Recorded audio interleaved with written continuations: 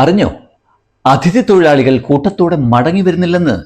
തെരഞ്ഞെടുപ്പിൽ വോട്ട് ചെയ്യാൻ സ്വദേശങ്ങളിലേക്ക് പോയ അതിഥി തൊഴിലാളികളിൽ നല്ലൊരു ശതമാനവും തെരഞ്ഞെടുപ്പ് കഴിഞ്ഞ് കേരളത്തിലേക്ക് മടങ്ങി വരുന്നില്ല എന്നതാണ് വസ്തുത. ഇതിൽ പ്രധാനമായും പശ്ചിമ ബംഗാൾ, ആസാം സംസ്ഥാനങ്ങളിലെ അതിഥി തൊഴിലാളികളാണ്. തെരഞ്ഞെടുപ്പ് കഴിഞ്ഞതോടെ അവിടുത്തെ പുതിയ സർക്കാരിലുള്ള പ്രതീക്ഷയും അവിടങ്ങളിൽ കൂലി കൂട്ടിയതുമാണ് ഇത്തരത്തിലുള്ള ഒരു പ്രതിഭാസത്തിന് കാരണമായിട്ടുള്ളത് എന്ന് കരുതപ്പെടുന്നു. കേരളത്തിൽ ഏകദേശം 40 ലക്ഷത്തിലധികം അതിഥി തൊഴിലാളികൾ ജോലി എടുക്കുന്നുണ്ട് എന്നാണ് കണക്ക്.